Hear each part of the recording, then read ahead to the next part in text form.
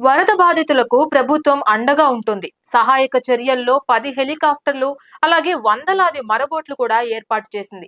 ప్రతి బాధితుడికి ప్రభుత్వం సహాయం అందజేస్తోంది.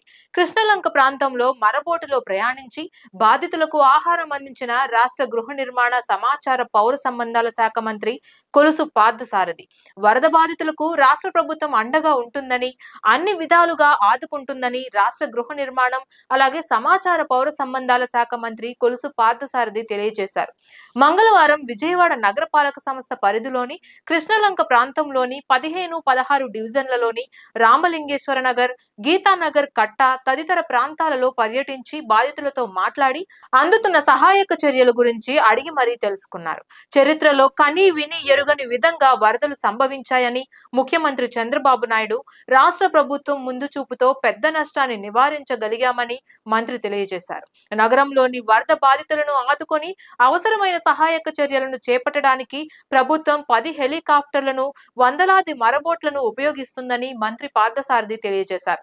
బాధితులకు హెలికాప్టర్ల ద్వారా ఆహారం, మంచినీరు అందిస్తున్నామని, వరద నీటిలో చిక్కుకున్న వారికి బోట్ల ద్వారా అందిస్తున్నామని మంత్రి తెలియజేశారు.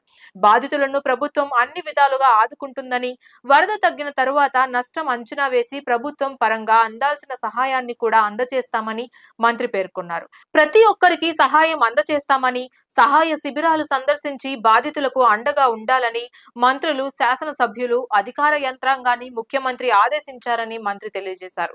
15వ డివిజన్లో రామలింగేశ్వర నగర్ లో స్థానిక శాసనసభ్యుడు గద్దె రామ్మోహన్ రావుతో కలిసి బాధితులకు ఆహారం, మంచినీరు అందజేశారు. మంత్రి వెంట ఏలూరు శాసనసభ్యుడు బి రాధాకృష్ణ, గోపాలపురం శాసనసభ్యులు వెంకటరాజు తదితరులు పాల్గొన్నారు. మరబోటులో బాధితుల వద్దకు 15వ డివిజన్ రామలింగేశ్వర నగర్ సమీపంలోని కోటినగర్ వరద నీటిలో చిక్కుకున్న బాధితుల వద్దకు మంత్రి పార్థసారథి మరబోటులో వెళ్లి ఆహారం అలాగే మంచినీరు స్వయంగా అందజేశారు. ఈ కాలనీలో గత 3 రోజుల నుంచి వరద నీరు ఉండిపోవడంతో బయటకు రాలేకపోతున్నామని బాధితులు మంత్రికి వివరించారు. మంత్రి పార్థసారథి స్వయంగా తన వ్యక్తిగత నిధులు అంటే 20,000 రూపాయలు వెచ్చించి మరబోటులో స్వయంగా వచ్చి ఆహారం, మంచినీరు అందించడం పట్ల బాధితులు సంతృప్తి వ్యక్తం చేశారు. మంత్రి వెంట ప్రత్యేక అధికారి, కర్నూలు జిల్లా ఎస్పీ బిందు మాధవ్, రొండి కృష్ణ యాదవ్, బొప్పన పవన్ కుమార్ తదితరులు నేతలు కూడా పాల్గొన్నారు.